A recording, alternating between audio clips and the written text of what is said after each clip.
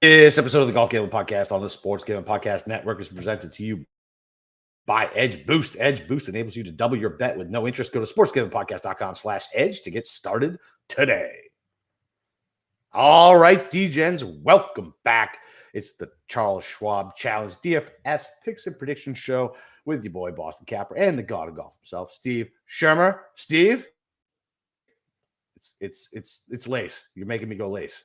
It is. I'm sorry that I'm coming off a podcast where we talked for an hour and a half about Rory McIlroy.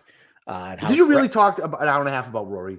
I mean, me and Andy spent a very significant chunk of it talking about Rory and what it means and, you know, where he kind of goes from here. It wasn't all positive and, you know, it shouldn't be based on that digest article I read earlier today. Oh, what was that about? It's about him basically saying, we can talk offline, but it's basically him saying, like, you know, he knew he was mentally fragile. He got on the tee on Friday and he was like, oh man, or Saturday, whatever it was. Like, I'm like, damn, I'm like 10 strokes behind Brooks. Like, I'm not going to win. Mm-hmm. He called himself mentally fragile. I was like, oh shit, that's not good.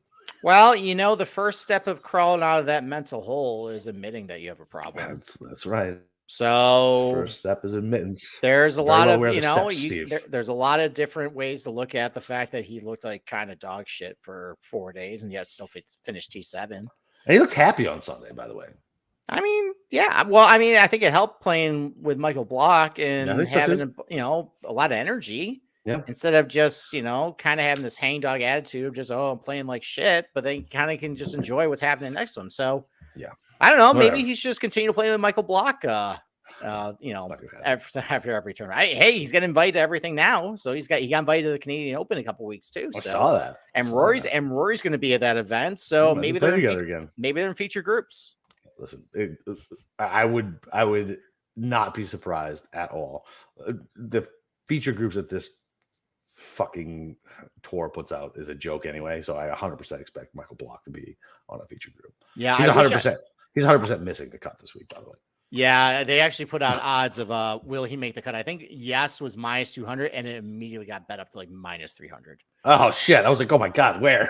Let me go buy that right now. Well, I mean, was it -300 at the President's Cup that we bet the U.S. to win? So it's very true. You know, that's one way for me to break out of my slump. Is just lay -300 on a feel-good story to crash. And maybe just make that our only bet of the week.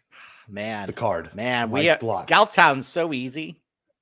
So easy. Whale play. Whale play. There you go. Fucking yeah, whale play. All right. Well, listen, fucking it's we're back in Texas. It's the Charles Schwab Challenge. Let me ask you something. So I read something today. I don't know if I brought this up last night or not. But like for the last like 10 or 13 times, the winner has already had a PGA Tour win. Looking back at the winners, yeah. Yeah. I mean, what last year it was Burns. You had Kokrak. You had Berger, Spieth, Kevin Na, Justin Rose.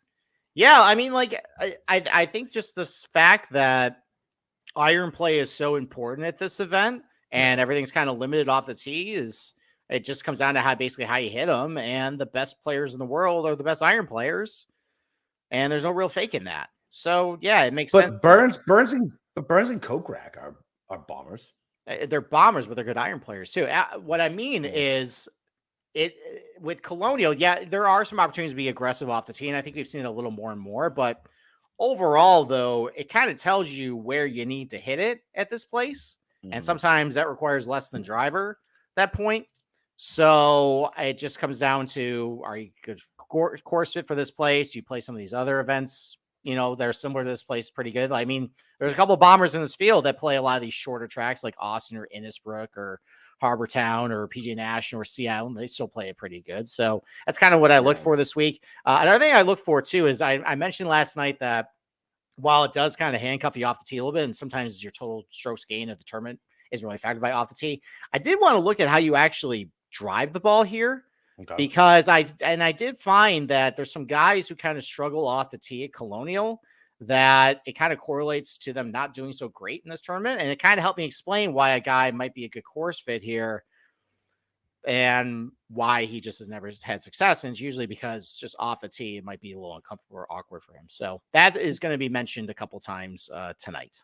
Okay, perfect. All right, well, let's just jump right into it then. So above 10K, what's funny is 11.5 Scotty, easily, like clearly the highest owned, like over 20%. And I don't see it changing, like, because once you get down to 7,500 and below, you can just mix and match. You can write whatever narrative you want. So what do you think about Scotty being the highest owned? I mean, he's 5-1 betting or 4-1 betting, depending where you can get him at.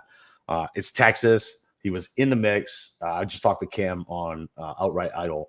What do you think do you think the mental toll of playing a major the week before will affect these guys? Especially with bad weather, tough course, long week. Well, it's not going to be bad weather. Oh, bad weather last week, you mean? Right. So, well, it didn't really affect the guys of the RBC Heritage, right? Because Patrick, Spieth, Scheffler, Cantlay, Xander, they're all in the mix. Okay. So that's why it was a question.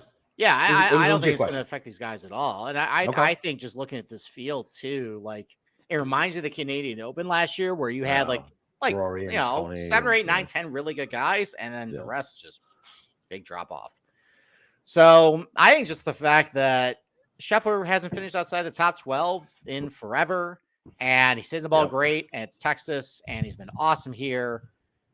Like, can you just pencil in a T8 at 11.5 and just kind of figure it out from there? You single bulleting him?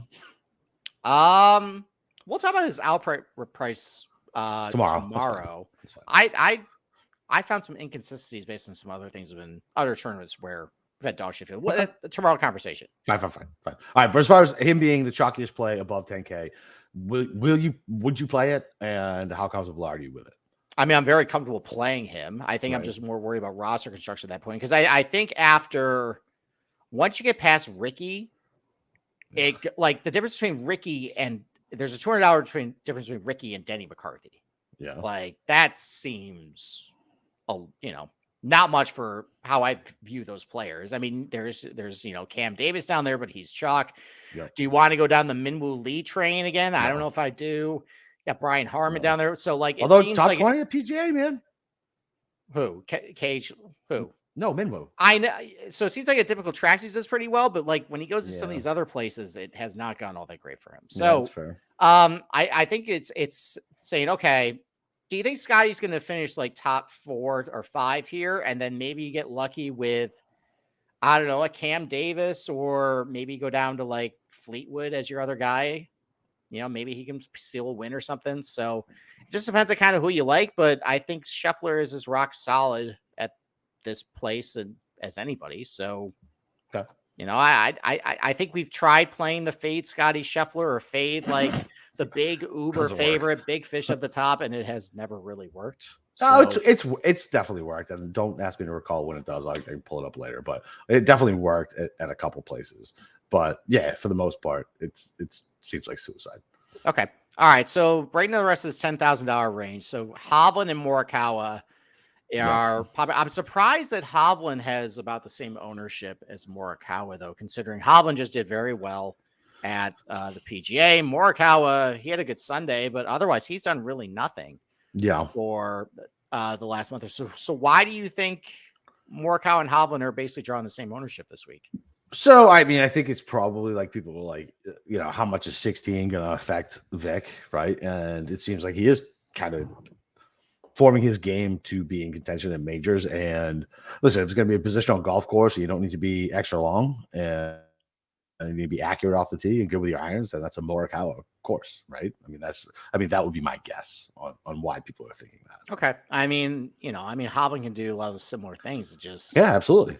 I don't know. Maybe people have a short memory. Like, well, I have a very long memory. I remember where I bet Hovland at RBC Heritage and didn't bet first round leader, and then saw him lead after the first round. And I feel all great about my outright, and then he craps the bet over on Saturday. So I don't know. I mean, I guess I was surprised that Morikawa was drawing the higher. I mean, because I like Morikawa a lot this week. But he doesn't matter. I mean, look, he pops in everybody's model too. I mean, you got to think about that. He does with the ball strikes. That's another reason. And he has that second place finish after the COVID break, and everybody watched that. Yeah. Because it was everybody's back, golf is back, and it was a good finish there. It's a beautiful thing. Yeah, I mean, I like Morikawa. I mean, Finau seems like he's drawing a little bit of a discount too. I mean, I'm only seeing 14% right now for his ownership, and I the fact he was so popular at Oak Hill and he basically quit over the weekend. But he's awesome here. So, yeah, I mean, and it's a small boy course, right? Like, I mean, it just is. Like, yeah, it is. It's very similar to Rocket Mortgage last year when he won. Like a few big names, like a Sung Jae or who won Rocket last year? He did. Tony Finau won. Oh, that's right. Yeah, he won at like 25 under. So, I mean, it's I mean, it doesn't. It's not a birdie fest like that, but. I mean, it can be the Justin Rose year. He won at 20 under. I'm not seeing very tough weather conditions this week. What's that? How long ago did Rose win here? 2019, I think. 2018. Was it 19? Maybe it was 17. It was the year he reached world number 1, and Brooks finished second. 17. Definitely. Yeah, it was Rose won and Brooks was second. It was actually a pretty good final round. I think Rahm was in the mix too. It was actually a pretty good tournament there. So, I mean, it can be. I like Colonial. I feel like Colonial always gives us a good tournament. Yeah, it usually does. I mean, they're gonna. It needs a little bit of facelift, but they're gonna rip the place up after this. So I think more of the story is, I mean, there's only one guy who is really contrarian. That's Max Homa, and that's kind of an ugly click. Yeah, I'm not gonna get there with Max, man. I feel like I don't know. You play Max at Max tracks. That's it. Like I feel like California, Wells Fargo. If he gets back to Potomac, maybe. I don't know. Yeah, I mean, like if you're looking at comp courses, the only one I can see him having, the only one he's had success is Valspar. Oh yeah. Other than that, and that's what Burns did real well too. Yeah, it is. That's Jason Kokrak too. Kokrak too. Yeah, Paul that's Casey funny. Burns and Kokrak, both courses. Yep. Yeah. What's similar about Burns and Kokrak? I think it's off the tee. I think with Innisbrook, it's gotta be. Innisbrook really limits you. It's very tight and tree line. Everything is right out in front of you. The only answer is there. That's basically Colonial. A lot of dog legs too. So I definitely looked at Innisbrook this week as far as a golf course that I wanted to look at as far as what did Burns did Burns play that event out in Vegas that Kokrak won, the CJ Cup? When was it? Shadow Creek? Shadow Creek. Yeah. Did Burns play that? Maybe. I don't know. I just wonder if he did well there too, because Kokrak won. Do you know what I mean? I mean, Morikawa did okay that week. Yeah. Xander did okay, but Xander always does well at Fazio courses. Russell Henley did well, but Russell Henley stinks at this place. Well, so I don't know. I wouldn't call that a good comp.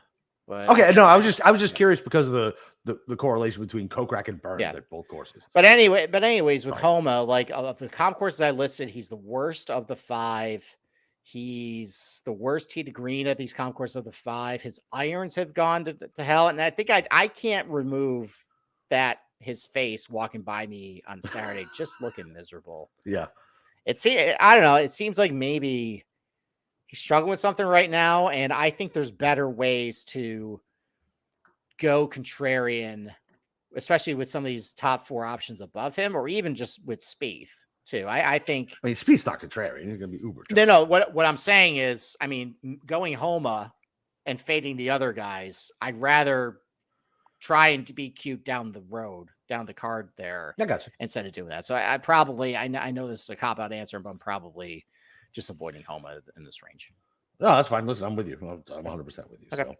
All right, listen, before we jump into any other ranges, listen, Edge Boost, man. Have you guys signed up for it yet? If not, you're missing out. Edge Boost is the world's first bet now, pay later Visa card, similar to buy now and pay later programs. It was called layaway back in the day, guys, for anybody who is not our age.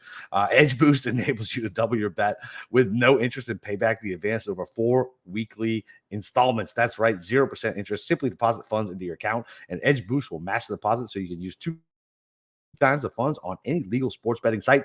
Edge currently offers $2,500 in advances, up to $2,500 you can add to your bankroll. And go to sportsgamblingpodcast.com/edge to sign up today. That's sportsgamblingpodcast.com/edge. Must be 21 or older to use and only valid in legal gambling states, not sites.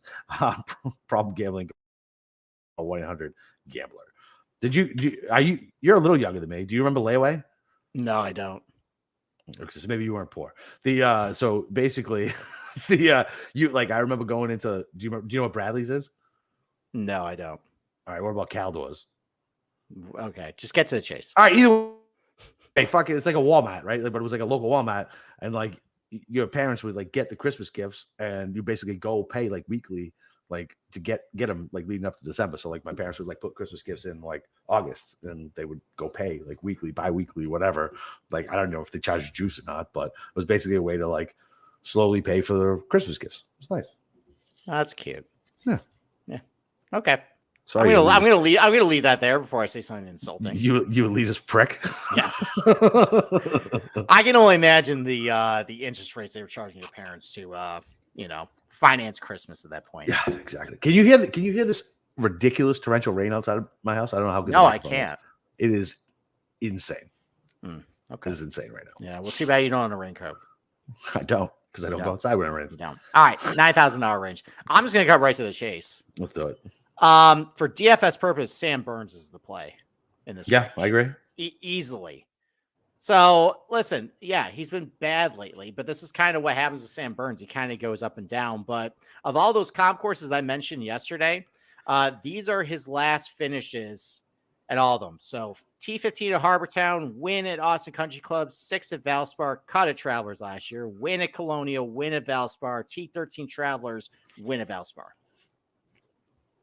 I know we call him like a very long hitter, but he definitely has a golf course type, and these are his types of golf courses. And I considered an outright on him just unexpectedly. I did notice through his career though he kind of shows a little something before the win. That's why I was ended up bet him at the match play there.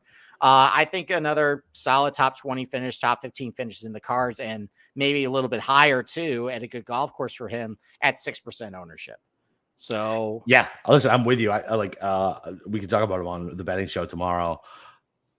Maybe he's both, right? Maybe he's a good outright play and a good pivot in DFS because he just plays well at these tracks. I was gonna mention you play Homer at Homer tracks. Maybe we just play Burns at Burnsy tracks. You know what I mean? Like, yeah, maybe that's what we do. I mean, the guy wins, and he wins at the same courses sometimes. So why not, man? 9,700 right below a uber chalky Spieth. I think that's a real good pivot play, especially since he looks so terrible last week and at the Wells too. Yeah, like what about just starting Spieth Burns at that point? Chalky option, contrarian right there, because I think Spieth Sungjae might be a good, popular starting point, or Hovland Sungjae or Hovland Rose, that sort of combo. Go Spieth Burns or something, and then there you go. You already differentiated right there a little bit. So yeah, I mean, you could go Scotty Burns. You could do that, and then just skip the entire 8K range. Range. I'm cool. I'm probably cool with. Yep. I think there's a lot of really bloated prices down there, which we'll get to. All right. So anything else? Like any reason to go away from Spieth at the popularity and I feel like it's kind of the same conversation we had with Scheffler. Yeah, horse for course, Texas. Like, yeah, what are you gonna do? Like, yeah, I mean, he ended up having such a good ball striking week somehow last week, and he had the wrist injury. So yeah. Coming out of that rough too, as long as he didn't re-injure it, like snapping his wrist in half coming out of that shit. Like, right. I mean, I don't hate it. Listen, I don't hate it. I mean, you just got to pick which chalk you're going to go with. You can't go Scotty Spieth at all, but going Spieth Burns is one way to go. Mm-hmm. Yeah, I don't hate that at all. All right. Sanjay's uber popular. So is Rose. So is Tommy. This 9K range is getting fucking peppered. It is. So I guess of Sungjae, Rose, and Fleetwood, who are you most gun shy about? Oh, who am I most gun shy about? Yeah. Like who's going to blow up with the 3? That's tough, man. I think I want to go with Sanjay. I don't necessarily think Rose or Fleetwood will blow up because they're not like blow up type guys. Maybe Rose is a little bit. But I think you catch a little flop lag with Sanjay. He's got good course history here. Typically, he's all around good. It was just a disaster for him. Prior to that, man, the dude was firing on pretty much all cylinders. He scores good in DK.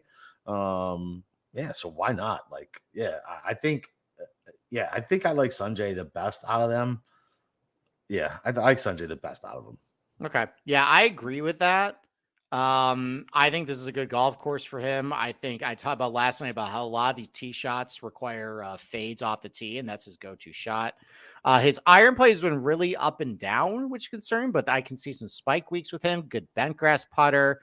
I think his results have been a little mixed. I think he's had like a T12 and T10 with 2 missed cuts, but Yeah, he is it's good enough for me. but he's lower owned at this point than Rose, which is going to be close to 20, and Fleetwood, who has one career finish here, and it was okay.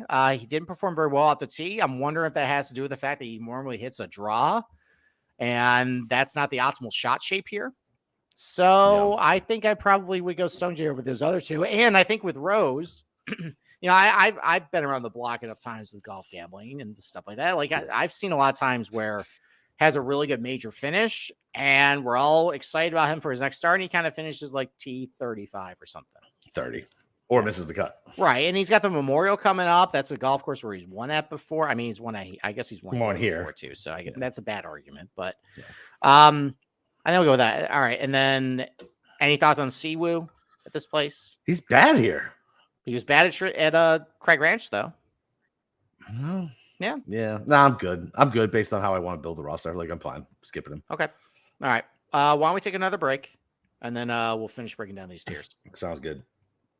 Listen, Shady Rays is teaming up with SGPN for Shady May. It's almost over, boys. So you guys got to go make sure you get an amazing 50% off. So you can also get the chance to win $500. Shady Rays got you covered from the sun to the slopes to the golf course with premium polarized shades. Shady Rays got durable frames and clear optics for outdoor adventures. If you lose a breakup here, even on day one, they'll send you a brand new pair, no questions asked. And if you don't like them, you can exchange them for a new pair or return them for free within 30 days. So there's no risk when you shop with Shady Rays. And for our international listeners, Shady Rays got you covered as well. We ship to Canada, Australia, New Zealand, and the United Kingdom. So go to shadyrays.com, use code SGPN for 50% off two or more pairs of polarized sunglasses. And remember, May is almost over. Make sure to take your receipt to sportsgamblingpodcast.com/shady for your chance to win $500 on the Shady May contest. Okay. $8,000 range. I'll kick it over to you. Who are a couple of guys you like in this range? So he's chalky, but Cam Davis, man, like this should be great for him. I like him as an outright too. Decent course history here. I think he top 10 here last year. Yeah, man, been playing really well. Problem is he's chalky, right? And if you start Scotty Burns, that's a real tough build. So, but I like Davis if you're not building it that way. I would have liked Jaeger, but he's uber chalk as well. I think I'll go back to Taylor Moore. Solid putter, decent mid to short iron player, and he's good off the tee, and you're getting sub 10% ownership. Okay. Yeah, I like Taylor Moore. I think he's just solid. Like I think I mentioned a couple weeks ago, I think it was maybe Quail Hollow. I liked him. Yeah. Where like it's kind of like with Sahith Theegala, where there's some really good like iron weeks and there's some really bad iron weeks. And that's why he kind of doesn't really show very well in the model sometimes. But I like a lot of his finishes. I think he's just a solid, no nonsense golfer. And like I mentioned, some ownership discount. I don't mind that. I might take the cheese on Ricky this week. No, why? He's got a terrible history here. It's not, so if you actually look back at his history, a lot of it is when he was just shitty. But when he was decent, he's got a T5 here. He's got another T12 here. And those were usually around those times when he's actually playing well coming in. And yeah, except for the blip at Oak Hill last week, he was playing relatively well. Statistically checks pretty much everything you're looking for. Efficient tee to green. Approach tee to green, good iron player, great bentgrass putter. I think this weather conditions this week means it's going to be a little more of a putting contest, and his putter has been working for him. Dude, Thor is outside of my house right now. I can't hear it, so that's my house. My desk literally rumbled. Okay. Sorry, it was distracting. So Russell Henley is popular he's actually not popular this week. I've heard his name float. No, he's not popular. A bit, though. So do you think that's a good pivot play potentially? Because this is a golf course that he should theoretically do well at, but he's only played here once. Yeah. You would think if he actually, and it wasn't very good. You think if this was a destination spot for him, he would show up more. Like, is it maybe just scheduling conflicts he didn't show up, or maybe just I don't know. Played in 2018? He's like, yeah, I'm good. Probably. And, like, I'm never a Henley guy, so yeah, I'll pass. Okay. I take Denny at similar ownership for $100 cheaper. I probably would too. He's really he's bad here too. Is he? Yeah, he's really bad here. He's got a T27 at least. All right, how about I throw this one? He's very low on. What about going to Brian Harmon as a pivot from like Steven Yeager? What? No.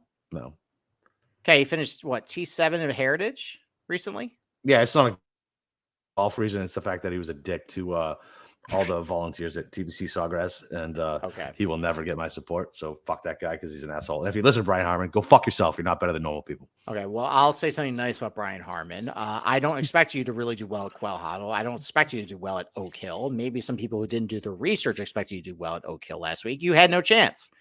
But now you got a chance at Colonial, at a golf course you've been very good at, and you just showed that you finished 7th at Heritage, and you had a whole bunch of good finishes last fall at some of these shorter tracks too. It's true. So I know you still got it in you. It's true. I actually I don't mind Brian Harmon in DFS this week, just taking a stab at him, given the course history, the really low ownership, and he has at least shown some form recently within the last month. Karma God's going to get you. He's a prick. Okay, fine. All right. Great hard-hitting analysis there. I mean, Cage Lee looks good in the models, but he's been really bad here. Yeah. Okay. I don't really have any more thing much to say. Honestly, I like if you skip the AK range and avoid like Chalk Davis, Chalk Yeager, Chalk Ricky. Even. What can go wrong with Chalk Yeager, by the way? Hilarious. Yeah. And you know what? I'm just looking at the ownership with Ricky too. Yeah, it's super high. I think that's more of a bet instead of a DFS play because that can go really wrong. So, all right. Let's move on to the 7K range. All right. So you like in this range? Let's go just from 75 to 85, or not 75 to 8K. Okay. What happened to all the love of Harris English? That's all I heard last week. Gone. Everybody just abandoned him. Yep, that's it. Okay. It's a flop lag, baby. Fine. Let's go back to him this week. This is more of a get flop lag. Absolutely. So the only thing that kind of scares me a little bit about that is he hasn't got a T20 in 2018, and that's it. He's got a miscut and hasn't played since then. I know. Well, listen, I mean, he's pretty good at these types of tracks, though. I can't believe you didn't pimp your boy Gesundheit. I have him highlighted here too. Okay. I think he's perfectly fine at a golf course like this. Stinks. He does stink, but you know what? This is kind of a stinky track. So, and listen, if he just does what he normally does and has like a top 35 finish, not a bad thing. 700? No, it's not good. Okay, well, you know what? At his ownership, though, no thanks. I'd rather have Harris English at 6% than Bazane, who is 16. So you almost say Gesundheit. I love you. I think I'm good on Griot. Avoiding Griot that ownership. I think I'd rather go play Chalk Griot. Yes, Chalk Griot always. I'd rather go play Smalley at 7%, right below him. Good showing at Oak Hill. The ball striking numbers are starting to look really good. Good here last year. Yeah, I'd much rather do Smalley at half the ownership than Emiliano Griot. What about Todd? Todd's fine. I think he's drawn double digits though, but I like Dredden Todd. Two top 10. Yeah, he's always good. He's always good here. Yeah. And he's not. I mean, he's barely over double digits. Yeah. I mean, I like he's been hitting the ball like absolute garbage lately. Yeah. So that's a little bit concerning. But yeah, I mean, the proof is kind of in the pudding the last couple of trips here. I think I had I think I had a top 20 on him last year, and that paid out pretty nice. Yeah, I think I read this is like the 10th or 13th most sticky course history thing, which is fucked me a bazillion times this year anyway. So maybe I should just stop. That makes sense. I mean, it's a no-nonsense golf course. Everybody's played it for a long time. And yeah, what's going to be fun, though, is next year when they completely overhaul the place, all your course history is going to go right out the window. Right out the window. Well, it's going to be completely new greens, too. Nobody's going to know how to read these things. And I didn't know they were doing the greens complexes, too. Oh, they're rebuilding everything. They're new greens. They're putting sub-air under all of them. They're basically doing to Colonial what they did. Colonial better hope that they give them an elevated event here based on where they're at in the schedule. Or they could pump a shit ton of money in this golf course and go belly up. Well, just saying. I don't know. I mean, it worked for Oak Hill, putting a bunch of money into it, and they got the PGA Championship. So Shit. Okay. Are you okay? Do you need me to like come give you a hug? No, that shit was close. Dude, listen, man, I don't fucking want a tree fall on my fucking roof. Do you want me to sing the Thunder Buddy song to you that everything's going to be do you know okay? the Thunder Buddy song? I vaguely remembered it. Yeah. F you, Thunder. Yeah, exactly. Yeah, Fuck Mark exactly. Wahlberg. He's a douchebag All anyway. right. He Yeah. rang the fucking bell or whatever they do in Vegas. So not only did he have the Vegas Knights thing going, he put a Dallas Stars jersey on. I've seen him in a Lakers jersey. He left the Patriots fucking Super Bowl against Atlanta at halftime. Mark Wahlberg is the biggest cunt fucking from Boston who pretends to be from Boston. Okay. Let me ask you about two guys who you might hate more than Mark Wahlberg. That's gonna be a tough test. I'm gonna make you choose because these are two guys who have been pretty good here and pretty good on similar golf courses. All right. Who might be dead. Okay, who we got? Billy Horschel or Matt McNeely? Oof. I hate Mark Wahlberg more than both of them. Okay. I gotta make you pick one of those guys this week. I'm gonna take McNeely. Oh god, I am too. It's so gross to say out loud, just because he's so good from like putting from like inside of like 10 to 15 feet. I feel like I am too. But we watched him a little bit. He was in a group we followed a little bit this weekend. Yeah, well, they were all like plus 10. He was in the Kenny Pigman group. That's what it was. Pigman. It was. Yeah, because they were sitting on $5,000. They all looked miserable. Yeah, they did. I think I'm taking. I mean, both those guys are like sub 2%. I guess McNeely. I think McNeely's worth a click. Yeah, he's fine. Billy legitimately might be just he's done. Fine, man. He might be done. Like he's not putting. The irons are garbage. Off the tee, he doesn't know where. And then what's going to happen is he's going to win some tough event at fucking 80-1 because that's what he does. Yeah, like maybe he repeats a Memorial like he did last year. No shot. Can't believe he won that stupid thing. I think I had a bet at Aaron Wise that week too. Yeah, shit. That's really upsetting. I mean, Hayden Buckley had a good showing last week, but he's chalky. Yeah, uber chalky. Anything around him? I mean, I probably. This is gross. I think I'd rather take Ryan Palmer at half the ownership than Hayden Buckley. Absolutely, man. Fucking me and Cam were talking about it, man. Listen, it's in Texas, 7,200, sub 10%. Fucking played good at the Byron, played good at Wells. He's 110-1 as well. Like, yeah, fuck, give me Ryan Palmer in fucking Texas. Absolutely. All right. How about a 2% SH Kim? Interested in that? I don't know enough about him. Okay. Like, I don't know what he does. He has only missed. He has played in 1, 2, 3, 4, 5, 6, 7, 8, 9, 10, 11, 12, 13, 14 events. He's only missed a cut in 3 of them. Yeah, that's fine. But $7,200 for 2%. And he's shown. I'd rather get different somewhere else. T15 at Valero, T24 in Mexico. At Valero, that's true. T12 what do you do with the Valspar? What do you do T12 at Sony, T45 at Valspar. Okay, no, I'm good. Okay. What about Eric Cole? He's popular. I don't care. I'm just asking your opinion on him. I mean, T.D. Green's been looking good. He's good at the comp courses. Yep. Iron plays look good.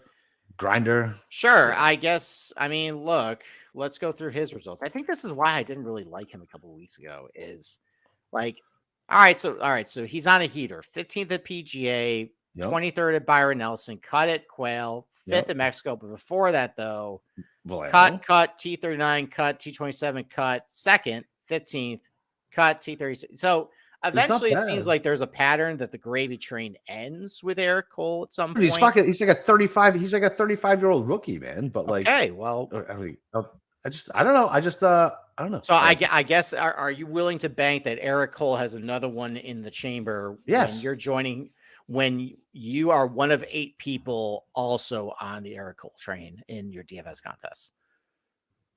I guess when you put it that way. Yeah. Yeah. 1 of 8. Yeah. I'd rather skip it. Okay. I'm definitely betting him outright and not outright, for a top 20. Okay. What happened to all the love for Sam Stevens? Yeah, this is literally what I was going to ask you about. I don't know. It's kind of going the wrong direction, right? Miscut at RBC, 47th, Wells, 34th, AT&T, 72nd at PGA. Go back to him. I mean, Yeah, that's fine. No, I mean He's good with his irons. overall, Yeah, his overall the irons iron are numbers solid. still look okay. Off the tee, he still looks okay. The putter has just been I up think and I like down. I think I like Neesmith better underneath him You like Neesmith or the same better. price. Okay. Yeah, I mean, more steady, more steady. For a $7,100 play, I is want a little Neesmith steady. more steady? Yes, he's way more steady. Okay, you know what? All right, fine. I was trying to think because I had a bet on him at the Byron Nelson. I can't remember if I cashed it, but I did. I had a top 40 and I cashed. Yeah. All right, so Yeah, for he's the steady. okay, all right, I can get behind that. What's his ownership right now? Less than 6. Sam Stevens. Yeah. All right, so then I guess I'd rather have Neesmith and SH Kim and Sam Stevens, and even like he's Palmer, come on, stick with Palmer. well, no, and Palmer and Sepp Straka, who's still. I mean, his ownership isn't out of control. I think Sepp Straka is a better player than all these guys. Absolutely. No then I'd rather go all those guys over 14% Eric Cole, 14% Hayden Buckley. Perfectly fair. Perfectly fair. No argument. All right. Anybody else, or can we go down to the 6s? Let's go down to the 6s. All right. So mega chalk down here. Ben Martin. Oh boy. Yeah. Akshay. Oh boy. You guys are gonna do that again? Yep, they're gonna do it. All right. Do you need me 13%. 13%. Hey, do you mean go through that spiel again with him? Nope. Might only be able to do it on pass bottom. Yep. Okay. That's my warning.